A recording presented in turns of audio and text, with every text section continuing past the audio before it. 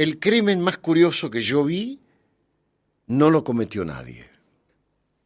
Y la única vez que pude prevenir un crimen se cometió a pesar de todo. Por supuesto, murmuré resuelto a no dar el brazo a torcer. Faltan 6, comisario. Ah, bostezó. Pero lo mejor de todo esto, si quiere seguir a alguien, averigüe primero a dónde va y camine adelante. Entonces él creerá que él lo sigue a usted. Colgó el taco y me miró con una sonrisa tapada. Había logrado arruinarme el triunfo. Ya el mozo había traído los cafés y una grapa para el comisario cuando estallé. ¿Cómo que no lo cometió nadie? Ah, bueno, lo cometió la casualidad al crimen, ¿no? Entonces, ¿fue un accidente? Según como se lo mire. La casualidad es una de las cosas más seguras que hay. ¿Se ubica? Le aseguré que no me ubicaba de ninguna manera. Entonces el comisario Laurenzi hizo una de esas largas pausas que constituyen su forma particular de torturarme. Hace 10 años, arrancó por fin. Yo estaba en el Tigre. Usted sabe que he andado por casi todas las comisarías del país, ¿no? Hasta que me jubilaron, antes de que el destino me deparase este café, estas partidas de billar, estas historias que le cuento, este tedio. Bueno, una mañana en el Tigre me llamaron por teléfono de un recreo en el río Carapachay. El que hablaba tenía acento alemán y se presentó como el ingeniero Mayer. Dijo que al lado de su casa, que se llamaba Las Islas y estaba sobre el río Espera, había ocurrido un accidente y había muerto un hombre. Tomamos una lancha y fuimos al Espera. No fue difícil encontrar el sitio. Un gran letrero con la inscripción Las Islas se veía de lejos. Un chalet de 2 pisos dominaba un parque extenso, un vivero de pinos, una piscina, y en el extremo norte, río arriba, un cartón de tiro al blanco con círculos rojos y azules. El ingeniero Mayer me estaba esperando en el embarcadero, le calculé más de 60 años, aunque era alto y derecho como una caña. Me presentó a sus acompañantes, que eran un comerciante inglés, un médico de tribunales y otro alemán, ex oficial del Graf Spee, todos silenciosos y solemnes. Mayer dijo que me conduciría a la casa vecina. Caminamos rápidamente por un sendero a la orilla del río, atravesamos un cerco y detrás del cerco había un hombre caído con un agujero chico en la cabeza. A su lado había una tijera de podar, todavía con una ramita de ligustro entre las hojas de metal. Pero era evidente que Jacinto Reyes no iba a podar nunca más ligustro. Linda manera de tirar al blanco, comenté. ¿Quién lo mató? Eso no tiene importancia, dijo el comisario. Esa bala pudo dispararla cualquiera. En realidad ninguno de ellos sabía si la había disparado o no. Yo tampoco pude averiguar esa cosa tan simple. ¿Quién apretó el gatillo que detonó esa bala en particular que erró el blanco de cartón, que se incrustó en la cabeza de Jacinto Reyes, que como todos los sábados podaba el cerco de ligustro en la casa vecina? Así que los tipos tiraban al blanco, le erraron al blanco y le dieron a la cabeza a Jacinto Reyes, que en ese momento cortaba el ligustro con las tijeras. El cadáver lo encontró un muchachito que pasaba por allí, pero el doctor Vega, así se llamaba el médico, calculó que Reyes había muerto media hora antes de que lo encontraran. En esa media hora y en los 15 o 20 minutos que la precedieron, habían tirado todos por turnos, series de 10 disparos al blanco. Hasta que les avisaron, nadie se dio cuenta de que habían matado al vecino. Una de esas balas había matado al vecino que cortaba el ligustro, Jacinto Reyes. Mayer me explicó que los fines de semana invitaba a algunos amigos, casi siempre los mismos, a descansar. Tiraban al blanco con un rifle de repetición calibre 22, desde 50 metros de distancia. Medí el trecho que había entre el blanco y el cerco de Ligustro y resultaron 70 metros más. ¿Y no tomaban ninguna precaución? El blanco tenía un terraplén, desde luego, pero cuando lo examiné, descubrí que el terraplén no lo cubría por completo. Quedaban, digamos, 4 o 5 centímetros en el borde superior del cartón que el terraplén no protegía. Cuando se lo mostré a Mayer, pareció preocupado, pero explicó ese verano había llovido mucho, la tierra se deslizaba fácilmente, en fin, era un descuido, una fatalidad. Lo cierto es que las balas que habían impactado perforaron el cartón y seguían de largo hacia la casa vecina. La mayoría no llegaba, pero algunas sí. ¿Por qué algunas sí y otras no? Bueno, dijo el comisario Laurense mirándome con los ojos entornados, ahí ocurrió otra pequeña fatalidad. Esos rifles cargan 3 clases de munición, una corta, otra intermedia y otra larga. La que mató a Reyes, a Jacinto Reyes, era una bala long rifle, la más potente. En cierto sentido era un disparate hacer práctica con semejantes proyectiles. Pero en otro sentido no, porque ellos pensaban que el terraplén era suficiente protección para que las balas no pasaran al vecindario. Además solo tiraban con balas largas cuando se les acababan las cortas. Supongamos, para simplificar, que de cada 100 disparos, 90 fuesen de balas cortas, inofensivas, y solo 10 de balas largas. Y que de esas 10, solo una esquivara el terraplén y siguiera de largo. La munición no la compraba Mayer, la traían sus amigos y no se pudo establecer que ninguno de ellos en particular prefiriese la bala long rifle. La responsabilidad del homicidio quedó perfectamente disuelta entre los 4 tiradores. ¿Quién fue? Los 4. Ninguno. ¿Y el juez los condenó a todos? El juez no condenó a ninguno, dijo el comisario Laurenzi. El juez podía haberlos condenado por negligencia en el peor de los casos, pero ya le digo, la responsabilidad estaba diluida entre 4. En cuanto al homicidio, técnicamente había un delito, pero no había un autor. En consecuencia, tampoco había delito si no hay autor. El código no prevé la situación. Quedó como un accidente. ¿Y si los 4 se hubieran puesto de acuerdo para matar a Reyes? Habría sido lo mismo, salvo que uno de los 4 confesara. Pero no crea que no lo pensé, lo pensé. Los 3 amigos de Mayer no tenían ningún motivo para matar a Reyes. Así que, ¿por qué lo iban a matar? Ni siquiera lo conocían a Reyes, no sabían de su existencia, y Mayer tenía con Reyes una relación muy superficial. En realidad, la única persona que podía odiar a Reyes era la mujer de Reyes. Un momento. Usted no me había dicho que Reyes fuera casado. No puede introducir personajes nuevos a esta altura de la historia. Es que ella apareció después. Fíjese cómo funciona la casualidad. Todos los viernes por la noche, ella iba a casa de sus padres que vivían en San Fernando y volvía los lunes. Fue por ella, en cierto modo, que me di cuenta de cómo había sido el muerto. Cuando empezó la instrucción y le interrogamos por primera vez, parecía un perrito maltratado, o si usted prefiere, una planta. Una planta, la mujer de Reyes, ¿no?, a la que le habían puesto un ladrillo encima. Eso parecía. Después, gradualmente, se enderezó, floreció, rejuveneció. Un proceso interesante de contemplar en una mujer que entonces debía tener 40 años. ¿Y el peso que la había aplastado era su marido? Eso es lo que pensé. Un día yo entraba con Mayer en el despacho del juez y ella salía del despacho.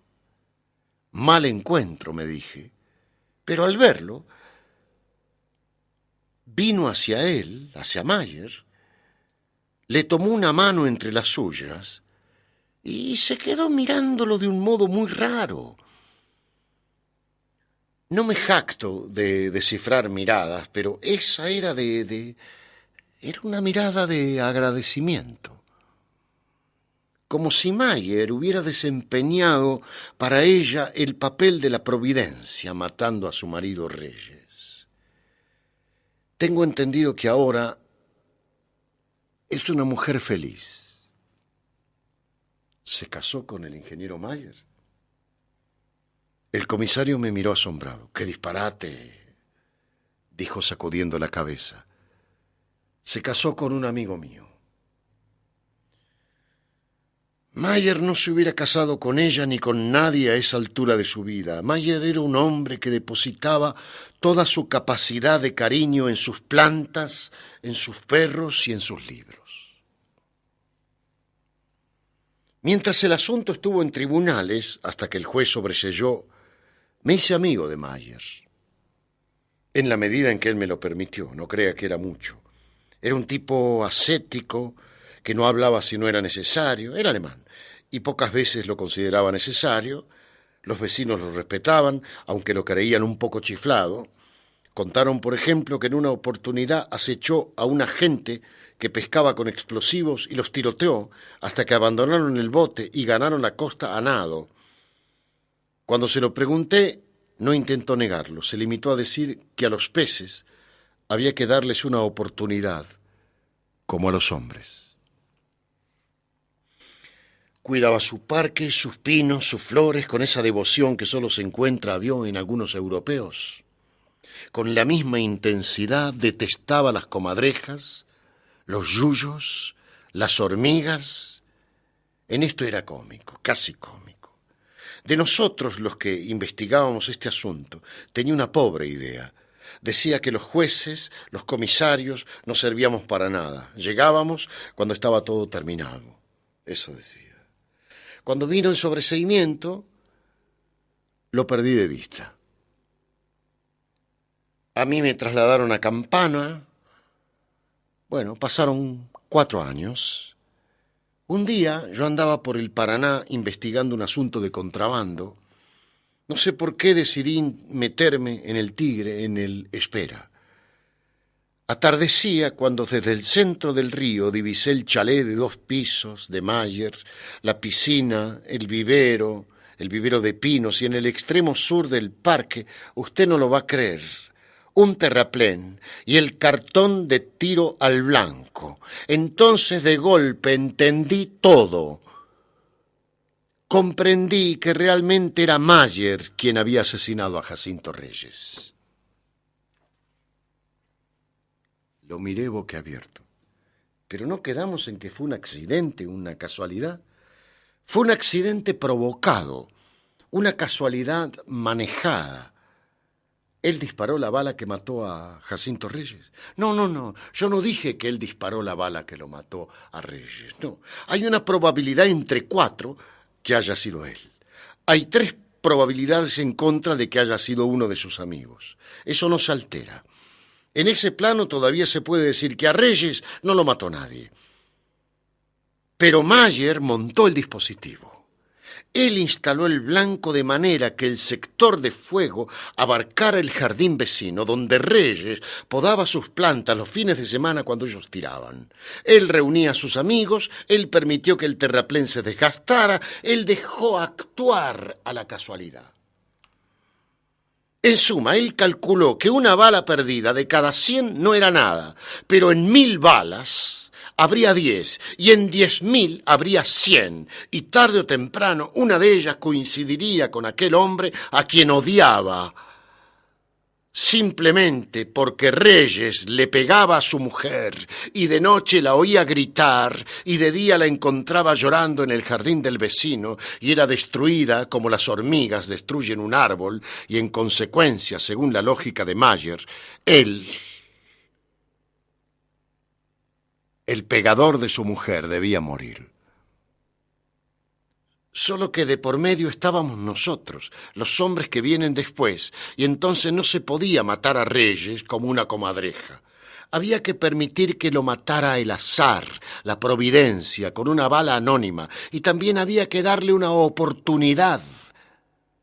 A lo mejor una mañana él vería temblar una ramita a un pie de su cabeza y por una vez no pensaría que era una ramita. A lo mejor sentiría un soplo cercano y por una vez no pensaría que era el viento. A lo mejor escucharía aquel difuso inofensivo tiroteo a la distancia y por una vez no pensaría que era ese alemán chiflado entreteniéndose con sus amigos. Comprendería de golpe y ya no se oirían por las noches esos gritos que enloquecían a Mayer, los gritos de la mujer pegada, maltratada por Reyes. Pero Reyes no comprendió. No, durante 4 meses lo estuvieron tiroteando, todos los sábados y los domingos, a razón de 2 o 3 balas por día. Mucho más tarde, cuando volví a hablar con él, Mayer admitió que había basado sus cálculos en las leyes de la probabilidad, considerando todos los factores que él, como persona familiarizada con las matemáticas, podía tomar en cuenta, dedujo que el plazo medio en que podría producirse un accidente como el que se produjo era 10 meses. En 10 meses podían matar a Reyes. Pero él no tenía ninguna certeza de eso. Aunque los cálculos fuesen correctos, el accidente podría no producirse nunca. Y por otra parte podría ocurrir al primer disparo. No se sabe. Esto, dijo, le daba cierta satisfacción intelectual, como si las prácticas de tiro fuesen el proyecto, empleó esa palabra, el proyecto al que estaba sometido el acusado Jacinto Reyes. El proceso, no el proyecto. Como si las prácticas de tiro fuesen el proceso, empleó esa palabra, el proceso al que estaba sometido el acusado Jacinto Reyes. Un proceso sobrenatural, murmuré. Es curioso, oía voces. ¿No dijo quién le ordenó poner en marcha ese proceso? No. Lo que finalmente admitió fue que entre el disparo 4975 y el disparo 5020, Mayer los registraba en una libreta, se produjo la sentencia y la ejecución de Reyes. Supongo que una vez desencadenado el proceso, Mayer desaparecía en cuanto persona, y sus compañeros no eran más que rueditas de una justicia mejor equipada que la nuestra.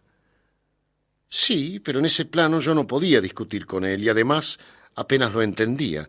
Simplemente traté de persuadirlo de que no volviera a hacerlo, que otra vez lo dejara en mis manos. Se dejó convencer. Para lo que sirvió, dijo tristemente el comisario. Como le digo, esto sucedió en mi segunda visita a las Lilas, 4 años después de la muerte de Reyes. Mayer no salió a recibirme cuando me vio atracar en su embarcadero. Estaba en la galería de su casa leyendo un libro en una hamaca y apenas levantó los ojos. Cuando me paré frente a él, no tuvo más remedio que dejar el libro y señalarme otra hamaca con un gesto. Inútil decirle que fue una conversación directa. Sin embargo, resultó la más extraña conversación que yo he tenido en mi vida. Sus conclusiones ya se las conté en parte. Cuando le dije que él había matado a Reyes, se tomó el trabajo de puntualizar que él había actuado como simple agente de fuerzas que yo no comprendía. Y lo único raro era que finalmente yo me hubiera dado cuenta, aunque con retraso, de la mecánica del asunto, pero no de sus aspectos más profundos. El comisario soltó una risa algo ronca. Figúrese, eso no me hizo ninguna gracia. Lo traté bastante mal. Le pregunté si en el fondo no había extraído alguna clase de placer de aquel acecho prolongado a que había sometido a su víctima. Por primera vez se mostró dolorido. A Reyes casi no lo conocía, dijo, pero conocía los gritos y el dolor de la mujer de Reyes, que era una inocente. Hice más de lo que son capaces de hacer ustedes. La liberé a esa mujer sufriente. Para mí no es un placer extirpar un yuyo, pero si tengo que hacerlo, lo hago. ¿Y cree usted que ha sido una satisfacción escuchar sus preguntas y verlo nuevamente aquí en mi casa del Tigre? Usted toma la justicia en sus manos y, como no tiene tiempo para mirarse, se siente Dios, le dije. ¿A usted no se le ocurrió pensar que si esa mujer gritaba y sufría, era porque en ese momento le gustaba gritar y sufrir y usted nada tenía que hacer ahí?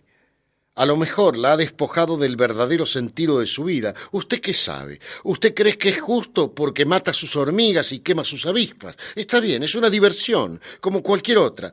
Pero si se le da por tirotear a la gente, aunque sea gente que pesca con explosivos o maltrata a sus mujeres, mi trabajo es no permitirlo.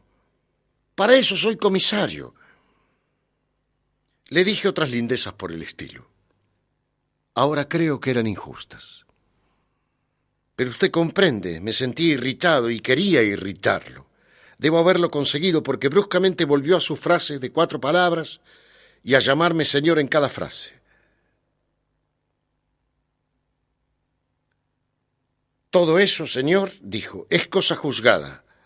Esta conversación, señor, ha terminado. De ninguna manera, le informé. Recién empieza. Yo no estoy aquí por Reyes, porque no lo puedo resucitar ni puedo reabrir su expediente. Admito que eso sea cosa juzgada, mal juzgada para mí, aunque sea bien juzgada para usted, porque nuestros juicios transcurren en planos diferentes. Pero esta vez, óigame bien, el hombre que llega después, el que viene cuando todo ha terminado, llegó antes. No había concluido de hablar cuando me di cuenta de que me estaba mirando con mucha lástima y de que su cara no era tan dura como siempre la había visto, sino casi bondadosa. A usted no le será difícil comprender, dijo el comisario Laurenzi, lo enredado de la situación en la que estábamos con Mayer. Le aseguré candorosamente que no comprendía nada, absolutamente nada. No comprendo, dije, que estuvieran en una situación enredada, ni siquiera en lo que yo llamo una situación. Usted actuó bien y la historia había concluido. Es más, si usted consiguió desentrañar la verdad en un asunto tan inmaterial, digamos, puede sentirse satisfecho, Laurenzi. Es que no, lo que usted no sabe, que la historia no concluyó ahí, murmuró el comisario aplicando un fósforo a un cigarrillo que no quería encender. Bueno, supongo que ninguna historia concluye del todo, admití. Me refiero a esta historia concreta. ¿No le dije que cuando fui por primera vez a la casa de Mayer, el blanco estaba en el extremo norte del parque? Sí. ¿Y no acabo de contarle que cuando volví, 4 años después, el blanco estaba en otro sitio, en el extremo sur del parque? El blanco y el terraplén. Sí, pero no veo la relación. ¿Iba a matar a otro? Exactamente. Por eso me bajé allí la segunda vez. Era el mismo dispositivo apuntado ahora en otra dirección. Iba a matar a otro, ¿se da cuenta? En realidad, ya había empezado, estaba celebrando otro de sus procesos sobrenaturales. Los amigos que lo acompañaban ya no eran los mismos, por supuesto, pero el método era idéntico. La providencia no había respondido todavía, pero en cualquier momento haría su pequeña reverencia y ¡bang! El vecino saltaría por el aire, ¿se da cuenta? Iban ya por el disparo 1980. Mayer seguía anotándolos en su libretita. ¿Y por qué esta vez al otro vecino? Cuando se lo pregunté, se levantó y me pidió que lo acompañara. Caminamos río abajo y al llegar al cerco de Tuya que separaba su finca de un terreno vecino, donde había una miserable choza, uno de esos ranchos trepados sobre estacas que se ven en el Tigre. Doblamos a la derecha y anduvimos unos 20 pasos. Ahí Mayer se detuvo, levantó con el pie un montículo de paja seca y me mostró lo que había debajo de la paja seca. Una gallina salvajemente mutilada. No necesitó explicarme que el criminal, así lo llamaba, no era un animal, y tampoco un ser humano con hambre. Era un ser humano normal. El hombre que según él había hecho aquello y otras cosas. Me habló de un gato rociado con nafta e incendiado que se zambulló como un cohete en el río. Era su vecino, otro vecino, un tal Verón, que se había instalado en el rancho hacía 6 meses. Pero eso no era nada, dijo. Aquel sujeto, Verón, buscaba a las chicas del lugar, les regalaba cosas, y algún día, ¿sabe qué? Iba a pasar algo terrible. Era un tarado congénito. No se podía correr el riesgo de dejar a ese tal Verón vivo. Hablaba con gran seguridad, como si estuviera viendo lo que anunciaba. Para colmo, en aquel momento pasó la lancha que traía a los chicos de una escuela próxima. Bajaban de a 2 o a 3 en todos los muelles cercanos, balanceando sus carteras, despidiéndose a gritos de sus compañeros, y Mayer dijo que simplemente él no lo podía tolerar. Por otra parte, ¿qué costaba dejar todo en manos del destino? Los sábados y domingos Verón pescaba en su muelle, ajeno a todo. Los sábados y domingos Mayer y sus amigos tiraban al blanco, y si bien es cierto que estaban en una misma línea de tiro, nadie le apuntaba a Verón, ni siquiera Mayer. Todos apuntaban al centro del blanco, y detrás del centro estaba el terraplén. Si Verón era inocente, no le pasaría nada. Si una bala se desviaba, eludía todos los obstáculos del camino, señaló los árboles, los parasoles, las maderas del muelle, y lo mataba. ¿Quién podría decir que esa bala no iba guiada por fuerzas desconocidas para impedir un mal atroz que se estaba por cometer? Tipo raro el alemán, ¿no? Rarísimo. ¿Y usted, Laurenzi, pudo convencerlo de que aplazara la ejecución? A duras penas lo convencí. Le dije que estaba dispuesto a impedir de todas maneras que él y sus amigos siguieran tirando al blanco en esas condiciones, y le prometí que haría investigar el pasado de Verón y que al menor indicio lo pondríamos a buen recaudo. Entonces Mayer dijo que esperaría. Esa noche fui al Tigre, hablé con el comisario que me había reemplazado y le dije lo que pasaba con Verón. Sin mencionarle a Mayer, prometió ocuparse urgente del asunto. Pero no sé lo que pasó esa semana. Tal vez había demasiado trabajo o no creyeran que el caso Verón fuera tan urgente. No sé. Lo cierto es que el primer viernes abro un diario y veo que en el Espera han degollado a una chica de 10 años y que el asesino es un tal Verón. El comisario vació el pocillo e hizo una mueca. Ese café ya no se puede tomar. Cuando salimos a la calle agregó: al alemán no quise verlo más. ¿Con qué cara me le iba a presentar? Después supe que una tarde le dio un ataque al corazón mientras se bañaba y se ahogó en el río. Hace una semana pasé por allí. Está todo abandonado, cubierto de yuyos y supongo que lleno de hormigas, como si allí nunca hubiera vivido nadie. Pobre tipo, ¿no? Dijo el comisario Laurenzi.